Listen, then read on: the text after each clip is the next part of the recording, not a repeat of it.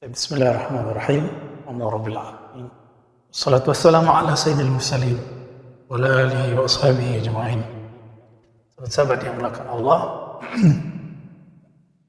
Tadi kita terus, mohon maaf, ada buat jaringan. Kita lanjutkan kajian kita membacakan hadis tentang akhir zaman yang diriwayatkan oleh Imam Al-Bukhari. Satu kali Imam Al-Bukhari berkata dalam Sahih Bukhari dari Sayyidina Abi Hurairah radhiyallahu taala anhu, anna Nabi sallallahu alaihi wasallam qaal la taqum sa'ah hatta yataqarrab az-zaman. Tidak terjadi kiamat. Nah, ini versi Tirmizi. Sedangkan versi Imam Bukhari hanya dikatakan yataqarrab az-zaman. Tidak terjadi kiamat sampai waktu terasa dekat. Dalam riwayat Imam Tirmizi diperjelas bitafsil, as-sanah kasyahr, asy-syahru kal-usbu' wal-usbu' kal-yawm. Setahun terasa sebulan, sebulan terasa seminggu, seminggu terasa sehari, bahkan sehari terasa seperti percikan api. Begitu ditafsir, dirinci oleh murid Imam Bukhari, yaitu Imam At-Tirmizi. Di riwayat Imam Bukhari ini cuma disebutkan yataqarabuz zaman. Dan betul teman-teman, bagi yang pernah hidup di zaman manual, di zaman dulu belum ada listrik, belum ada handphone, sekarang belum ada gadget seperti ini, belum ada TV, belum ada YouTube, belum ada FB, belum ada IG. Orang-orang menjalani hidup itu terasa lama. Belum ada alat transportasi seperti secanggih hari ini. Orang kalau mau pergi haji itu bisa 6 bulan naik kapal. Ada yang sudah meninggal di tengah jalan, ada yang pulang cuma namanya, ada yang sampai tidak pulang-pulang lagi. Begitulah, rasa lama. Tapi hari ini kalaupun haji ada 40 hari. Dulu Pak Haji pulang-pulang menjadi alim, mengerti bahasa Arab, mengerti tafsir, mengerti hadis, punya sangat keilmuan. Tentu berbeda ketika hajinya instan, tidak seperti ulama-ulama terdahulu. Waktu cepat sekali berkembang, berjalan. Tahu-tahu kita sudah berubah, tahu-tahu kita sudah menikah, sudah punya anak. Maka benarlah kata Nabi, ini adalah tanda yang sudah mulai dekat. Ini bagian dari tanda akhir zaman yang Nabi sampaikan sallallahu alaihi wasallam. Kemudian dikatakan di hadis itu wayanqusul amal. Waktu terasa cepat, tapi orang tidak mau mengejar amal. Amal masih terlihat sedikit. Yanqusul amal. Orang beramal tidak banyak. Amal itu teman-teman ada amal qalbu, ada amal akal, ada amal jasad. Amal yang dimaksud tentu semuanya, dimulai dari amal qalbu. Jangan kita beramal kecuali kita sertakan qalbu kita bersama amalan tersebut. Jangan berdoa kecuali qalbu kita menghadap kepada keindahan, kehaibahan, kehebatan Allah Subhanahu wa taala. Karena Allah tidak memandang kecuali qalbu yang menghadap kepadanya. Dan qalbu itu punya dua karakter, sebagaimana dikatakan oleh Imam Athaillah As-Sakandari. Ada karakter iqbal, memandang, menghadap, patuh kepada Allah, tawajuh kepada pencipta langit dan bumi. Ada yang membangkang, menghindar, disebut idbar. Idbar artinya dia membelakangi, membangkang daripada Allah Subhanahu wa taala. Dan betullah apa yang kata Nabi sallallahu alaihi wasallam. Kalaupun hari ini orang beramal, lebih banyak amalnya amal zahirnya, tapi tidak menyertakan qalbunya. Ini yang kita khawatirkan. Yang Nabi katakan huwallahillazi la ilaha ghairu fawallazi la ilaha ghairu, hadis Imam Bukhari. Demi yang tiada yang berhak disembah kecuali Dia. Inna ahadakum la ya'mal amala ahlil jannah. Kamu itu ada yang beramal seperti amal ahli surga. Namun kita dikatakan dalam hadis itu antara dia dan surga hanya 1 zira', hatta ma yakun bainahu wa bainaha illa dhira, hanya seperti sejengkal. Fa yasbiqu alal kitab, tapi Alkitab telah menentukan bahwa dia tidak menyertakan hatinya, lebih kurang begitu jika dia maknai. Sehingga ketika orang menua atau sakit parah, tubuhnya sakit, jiwanya kosong, maka kekosongan jiwa ini yang akan membuat buruk di akhirnya. Maka ini yang kita sebut su'ul khatimah.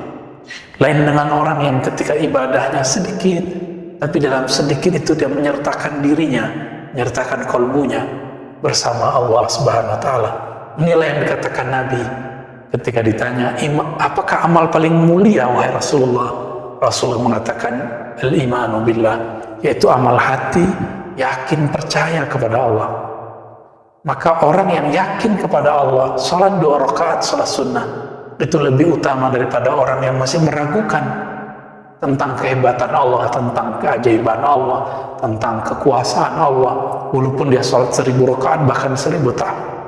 Sahabat-sahabat yang dimuliakan Allah, lalu dikatakan di situ, wa yakthurul haraj, banyaklah nanti haraj.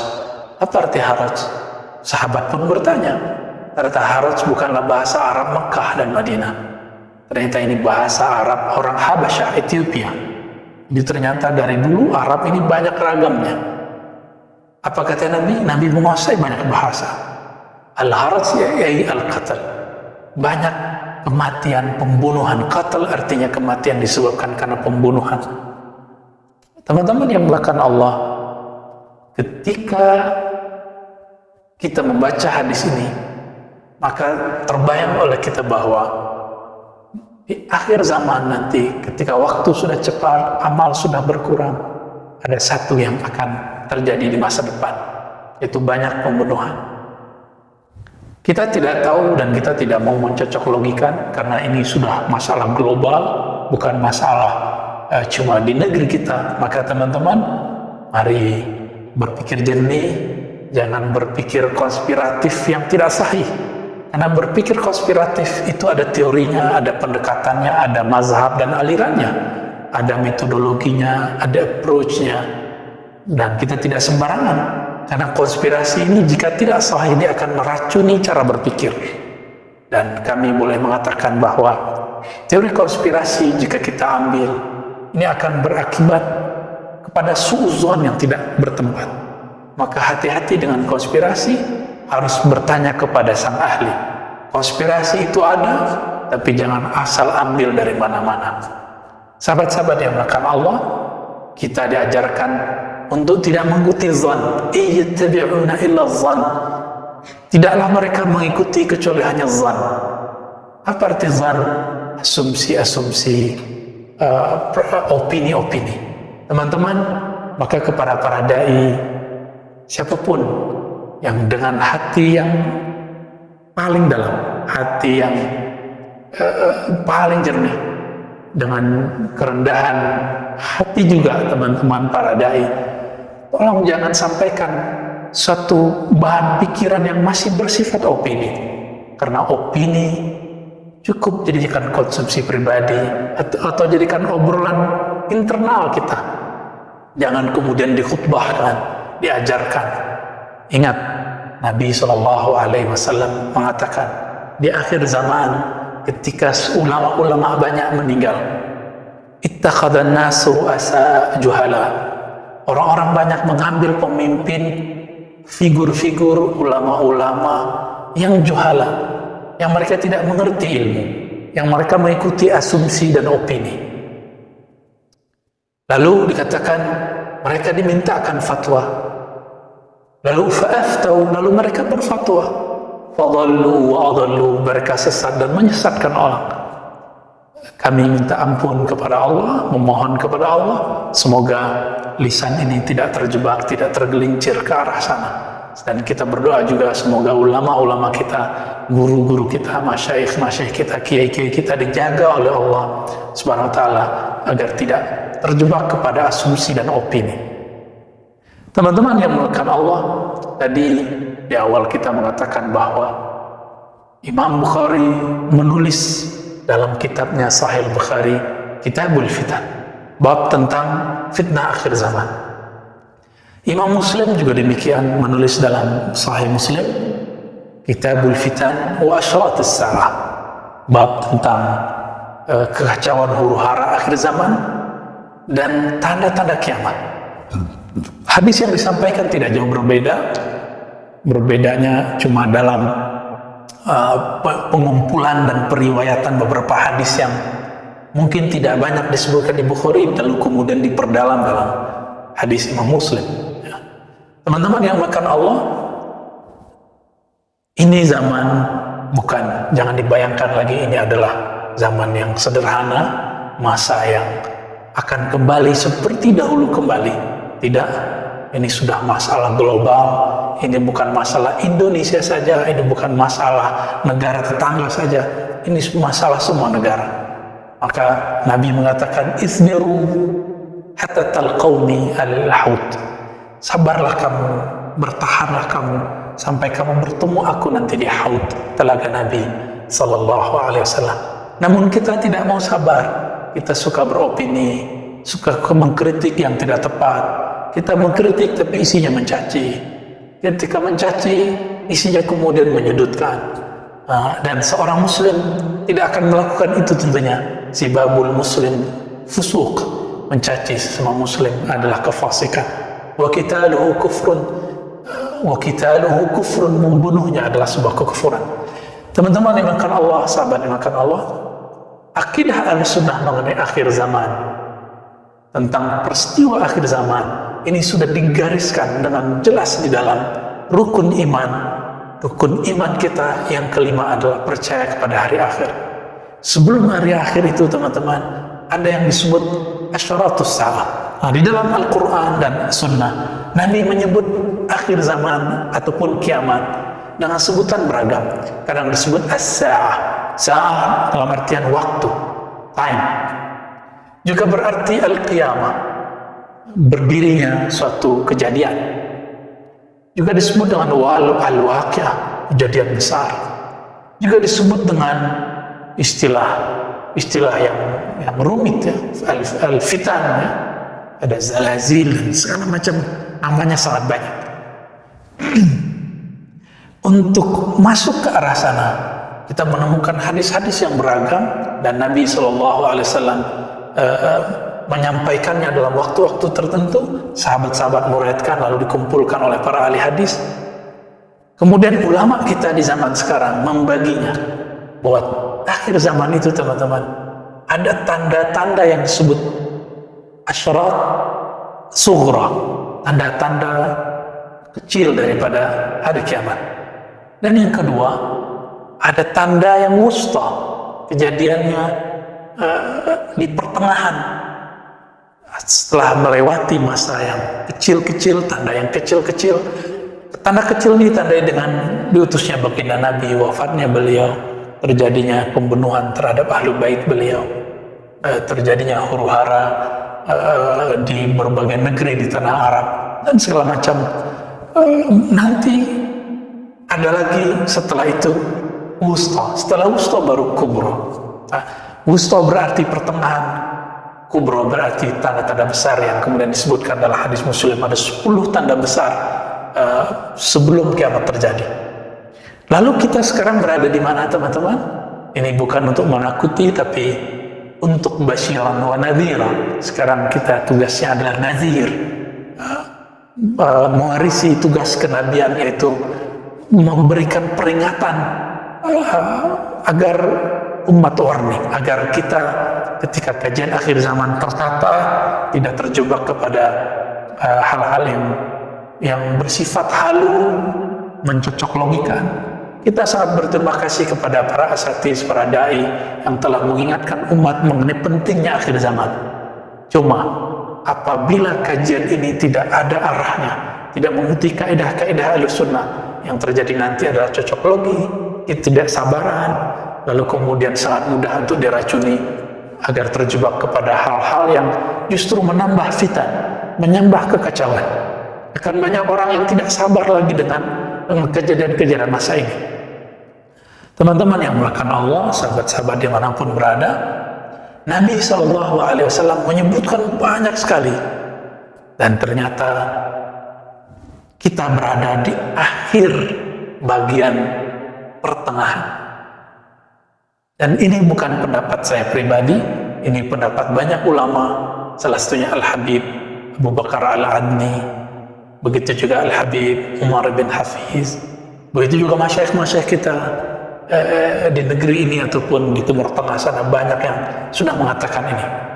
Syekh Al-Adni, Al-Habib Al-Adni terkenal dengan fikih yang disebut fikih tahawulan. Beliau pun mengungkapkan hal yang sama. Apa tandanya? Tandanya adalah ada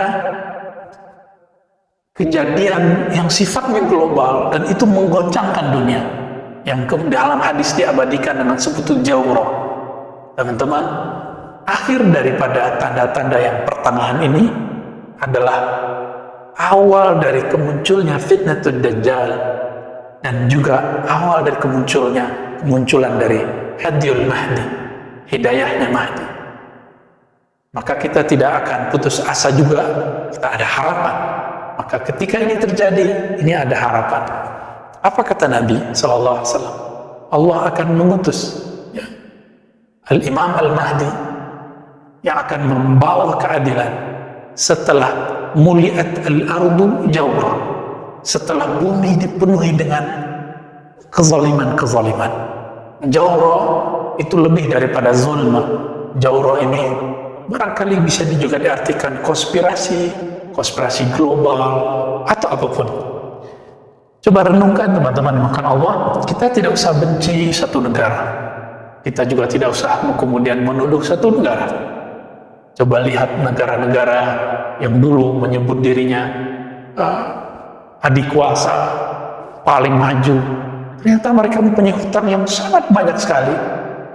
Dan mereka negara-negara termaju di dunia adalah negara paling banyak hutangnya di dunia.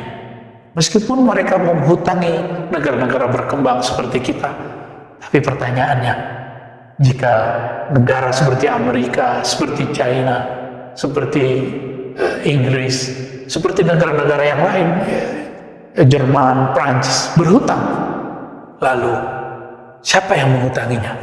Siapa sumber semua ini? Ini pertanyaan besar kita. Berarti memang ada di luar gerakan negara-negara bagian yang kemudian mereka campur tangan di situ. Namun lagi-lagi karena teori konspirasi ini banyak zon dan wahamnya, banyak asumsinya, kita menghindari itu. Kita jalani aja, dan kita harus menemukan hadiyul mahdi, jejak-jejak, tanda-tanda kemunculan hidayah nur Imam akhir zaman, Al-Imam Al-Mahdi, yang di dalam hadis Nabi, terutama Imam Abu Daud meriwayatkannya sampai 9 riwayat, dan hadisnya dapat dikatakan saling menguatkan satu sama lainnya. Teman-teman yang melakukan Allah, apabila ini adalah masa jawrah, apa arti jawr? Kezaliman yang merata di muka bumi, maka kabar buruknya ini disebut fitnatul dajjal. Ini adalah awal dari kekacauan yang disebutkan oleh Dajjal. Apa arti Dajjal? Dajjal adalah sosok yang pembohong. Baiknya adalah buruk, buruknya adalah baik, benarnya adalah dusta, dustanya adalah benar. Sehingga kita bingung mana yang benar, mana yang tidak benar. Kecuali Allah memberikan hidayah ke dalam kalbu, orangnya tidak akan terjebak kepada hoax. Namun teman-teman, ada sosok lain, yaitu kemunculan Al-Imam Al-Mahdi. Al-Mahdi artinya orang yang diberi hidayah, yang diguidance oleh Allah Subhanahu wa Ta'ala. Jika fitnatul dajjal sudah mulai merajalela, memenuhi bumi, coba lihat hari ini teman-teman. Meskipun kita tidak mengikuti teori konspirasi global, tapi coba lihat, apakah ada satu negara sekarang yang tidak terdampak oleh virus yang kita sebut COVID? Tentu tidak ada. Bolehlah kita katakan, silakan ahli ekonomi berbicara sisi ekonomi, ahli kesehatan berbicara kesehatan, ahli kimia berbicara versi kimia. Kenapa kami tidak boleh berbicara versi kami? Kita juga berbicara versi yang diriwayatkan oleh Nabi kita, Nabi Muhammad SAW. Dan ini bukan untuk diadu-adu, tapi ini untuk saling melengkapi. Karena ilmu pada dasarnya dari Allah Subhanahu wa Ta'ala, semuanya bersumber darinya, tinggal kita menemukan clue-clue kebenaran yang ada di dalamnya. Nah, kami menyebut bahwa inilah masa yang disebut dalam hadis Nabi, muliat al-ardu jawra. Ketika bumi, dunia ini diliputi oleh jawr, kezaliman global, kezaliman yang di sana ada ketidakpastian, sehingga baru setahun lebih sedikit, mungkin setahun setengah, kita sudah melewati masa pandemi yang tadinya tegang sekali, sekarang mulai tegang kembali. Masjid-masjid mulai ditutup, bahkan gereja-gereja ditutup, semua rumah ibadah ditutup. Jadi saya juga ingin mengatakan kepada teman-teman yang seiman, ya, jangan kemudian terjebak mengatakan, oh ini konspirasi menutup masjid. Tidak, semua rumah ibadah ditutup, semua kantor ditutup. Apakah ada konspirasi penutupan kantor? Tidak, teman-teman, mari berpikir jernih. Ini masalah bersama, bukan masalah satu agama. Karena Dajjal itu musuh semua agama. Dajjal itu musuh semua manusia yang percaya kepada Sang Maha Kuasa, Allah Subhanahu wa Ta'ala. Dia nanti akan mengklaim dirinya sebagai Tuhan. Sahabat-sahabat bukan Allah, kabar buruknya itu bahwa kita di ambang akhir dari tanda asyratis sa'ah al-wusta, tanda-tanda akhir zaman pertengahan. Nah, Nabi SAW memberikan isyarat-isyarat. Namun isyarat ini harus dikaji dengan tenang, dengan ilmu ma'rifatullah yang tepat, ma'rifatul Rasul, ma'rifatul alam, ma'rifatul asma. Banyak sekali ilmu yang harus dibaca ketika kita membaca tentang bab Al-Mahdi dan Ad-Dajjal. Sehingga kita tidak kemudian tergesa-gesa mencari sosok Al-Mahdi berada di mana. Sebagai contoh teman-teman, ya, ada riwayat yang menyebutkan bahwa Al-Mahdi itu keturunan Sayyidina Husain. Ada satu lagi keturunan Sayyidina Hasan. Mana yang benar? Kalau kita tidak memahaminya dengan metode ulama-ulama ahli usul fiqih dengan baik, yang terjadi kita akan mengambil salah satunya dan menolak yang lain. Contoh lain, Nabi mengatakan Al-Mahdi minni min walad Fatimah atau min itrati min walad Fatimah. Imam Mahdi itu dari keturunanku, keturunan Fatimah. Yuwati ismi, namanya Yuwati. Apa arti Yuwati? Yuwati bersesuaian. Yuwati bisa juga berarti bersatu, sepakat, bisa juga berarti sama, bisa berarti serasi. Jangan kemudian kita mengartikan, oh namanya seperti namaku. Nama Rasulullah, teman-teman, dikumpulkan oleh Imam Al-Jazuli yang menulis kitab salawat yang sangat indah, itu 313. Nama yang manakah? Ini kemudian jadi pertanyaan besar.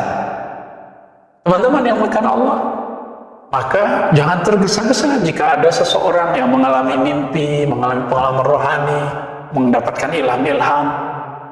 Selama dia tidak mengaku Nabi dan dia tidak tergesa-gesa mengatakan dirinya Al-Mahdi, kita katakan itu minal mubasyarat, seperti dikatakan dalam hadis Imam Muslim, ya.